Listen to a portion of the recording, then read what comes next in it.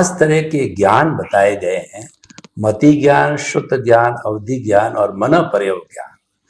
तो इसमें ऐसा कहा जाता है कि मति ज्ञान मति पूर्वक यानी बुद्धि के माध्यम से होता है, मन और बुद्धि से। और शुद्ध ज्ञान होता है पुस्तक पढ़ने से, सत्संग करने से और किसी न किसी माध्यम से प्रवचन सुन करके वह शुद्ध ज्ञान होता है। ये दोनों तो जो है हमारा जो मन बुद्धि चित्त वगैरह जो भी उसके घटक हैं उनके माध्यम से, यानी ये जो है परोक्ष ज्ञान है। और प्रत्यक्ष ज्ञान बताए गए वो अवधि ज्ञान, मन प्रयोग ज्ञान और केवल ज्ञान।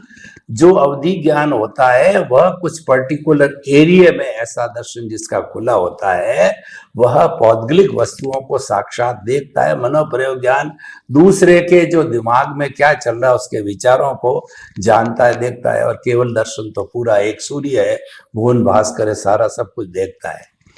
तो जब ये दर्शन खुला होने की बात आती है तो क्या ये कहीं न कहीं अवधि ज्ञान के आसपास इसका संपर्क है या दर्शन का खुला होना कुछ और चीज है? क्योंकि प्रत्यक्ष परोक्ष तो आता है, लेकिन ये जो दर्शन खुला होने की बात होती है तो क्या, और वह दर्शन खुला होने का अर्थ भी जो है वो प्रत्यक्ष होना चाहिए। अनुभव मीन्स प्रत्यक्ष। तो कृपया ये अपने अध्यात्म विज्ञान की दृष्टि से किसी को कंफ्यूजन नहीं हो तो थोड़ा इसका खुलासा कीजिए। धन्यवाद। जय सच्चिदानंद। सबसे पहले हमको यह समझना चाहिए कि मति ज्ञान, श्रुत ज्ञान भले ही परोक्ष ज्ञान है, मगर आध्यात्म के मार्ग में आगे बढ़ने के लिए यह जरूरी है।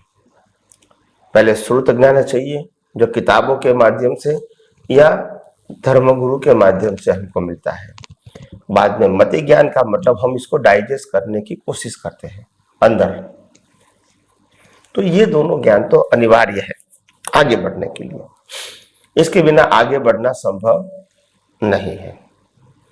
मगर ये जो अवधि ज्ञान और मनोपरय ज्ञान है वो केवल ज्ञान की कंडीशन नहीं है। क्या नहीं है? कंडीशन नहीं है कि ये होगा तो ही होगा केवल ज्ञान, ये जरूरी नहीं है। मति श्रुत ज्ञान तो चाहिए, बिना हम आगे नहीं बढ़ेंगे, मगर केवल ज्ञान के लिए अवधि और मनोपरय ज्ञान जरूरी नहीं है। मनोपरय ज्ञान और अवधि ज्ञान वो दोनों क्या चीज होती है? एक अवधि ज्ञान एक प्रकार की चित्त शक्ति की एक सिद्धि है जो हमको कहीं अवध में, लिमिट में हमको दिखता है कि क्या क्या हो रहा है। और वो अवधि ज्ञान के अंदर दो प्रकार है, सुअवधि और कुअवधि। सुअवधि का मतलब होता है मानव के हित के लिए यूज करो, कुअवधि का मतलब होता है वॉर के लिए यूज करो, अपने स्वार्थ के लिए, देश के स्वार्थ, व्यक्तिगत स्वार्थ के लिए यूज करो। ये कुअवधि ज्ञान है जो नेपोलियन को भी था और सिकंदर को भी था। तो अवधि ज्ञान वो एक प्रकार की गिफ्ट है। क्या है? गिफ्ट है। वो कोई कंडीशन नहीं है, हो सकती है किसी को, नहीं भी हो सकती है। और अवधि ज्ञान होने के लिए आत्मज्ञान होना जरूरी नहीं है। कई सारे लोगों को जो आत्मा को नहीं मानते हैं उनको भी अवधि ज्ञान होता है। तो अवधि ज्ञान एक नेचुरल गिफ्ट है as per your quality of your karma. इसमें सु एंड कु दोनों आ जाती है। मनोपरय ज्ञान है वो आपकी एक प्रकार की क्वालिटी है, जो क्वालिटी के आधार से आपकी स्थिरता इतनी बनी है ताकि आपका निर्मल पानी के अंदर डीप में क्या है वो दिखता है। इसी प्रकार से आपका ज्ञान दर्शन इतना शुद्ध और स्थिर है तो उसमें जो भी अंकित होता है विचारों के माध्यम से वो रिकॉर्ड हो जाता है और ये मनोपरय ज्ञान वाला व्यक्ति उसको रीड कर सकता है। तो इतना ही है।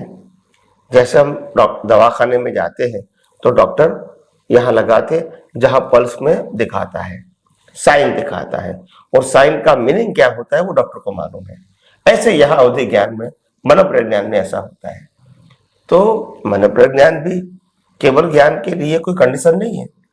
और दूसरी बात, हम अगर एग्जाम्पल लेने जाए तो सभी तीर्थंकरों को जैसे ही दीक्षा लेते हैं अवधि ज्ञान तुरंत मिलता है, यानी ये रिजल्ट के रूप में है। क्या है? हाँ।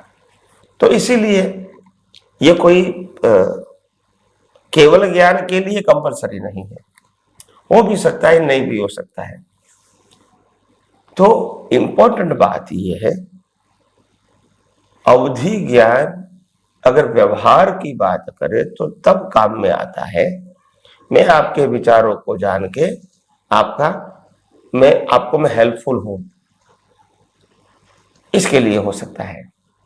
और जो लास्ट बर्थ होता है उसमें किसी के विचारों को जानने की उसको कोई आवश्यकता नहीं है। प्रश्न करोगे तो उत्तर देंगे, आपका विचार क्या है क्या नहीं, मैं क्यों जानूंगा? जब मैं अपने मन वचन काया से मुक्त रहता हूं तो आपके मन वचन काया को क्यों जानूंगा, और क्या मेरे को इंटरेस्ट है? और इसीलिए मैंने कहा कि ये हो सकता है, जरूरी नहीं है। ये अपने आप गिफ्ट के रूप में हो सकता है, जरूरी नहीं है मुक्ति के मार्ग में। मगर मति ज्ञान, श्रुत ज्ञान जरूरी है, और केवल ज्ञान तो लास्ट में आएगा ही। उसका ज्ञान और दर्शन का डेवलपमेंट से केवल दर्शन और केवल ज्ञान आएगा। तो कहने का मतलब ये है कि हमको समझना ये है कि पांचों ज्ञान के अंदर मति ज्ञान, श्रुत ज्ञान अनिवार्य है। जहां तक हम सभी प्रकार के अज्ञान को मिटाने का रास्ता नहीं मिला है, वहां तक हमको श्रुत ज्ञान की बहुत जरूरत है, और समझने के लिए मति ज्ञान की जरूरत है। और मति ज्ञान से ही डेवलपमेंट होता है। और वो development birth to birth carry form होता है, अब तो केवल दर्शन। तो ये जरूरी है। और दूसरी बात कि ये जो 5 प्रकार का ज्ञान है, वो ज्ञान जरूर 5 प्रकार का है, मगर 2 ज्ञान ही हमारे पुरुषार्थ में सहायक है, मति ज्ञान और श्रुत ज्ञान। बाकी पुरुषार्थ में सहायक नहीं है।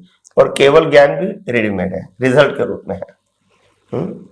केवल ज्ञान का नाश करना है, वो मति ज्ञान और श्रुत ज्ञान से करना है, और उसका रिजल्ट केवल दर्शन होता है। तो केवल ज्ञान रिजल्ट के रूप में नेक्स्ट बर्थ में आता है, नेक्स्ट मनुष्य भाव में आता है। तो इसीलिए हमको जो 5 ज्ञान है, 5 प्रकार के ज्ञान है, उसको रिस्पेक्ट जरूर करते हैं, क्योंकि वो प्रकार है, मगर किसका इंपॉर्टेंट है वो हमारे लिए बहुत जरूरी है। क्योंकि कई सारे लोगों को ऐसी जिज्ञासा होती है कि अनुभवी ज्ञानी को मनोपर ज्ञान या अवधि ज्ञान हो सकता है। तो मैं कहता हूं हो भी सकता है, नहीं भी हो सकता है, कोई जरूरी नहीं है, कंपल्सरी नहीं है। क्योंकि ये सब ज्ञान दर्शन के ऊपर आधारित है, और वो कभी किसी को बताए या न बताए कोई फर्क नहीं होता है, क्योंकि ये सब कुदरती रचना है।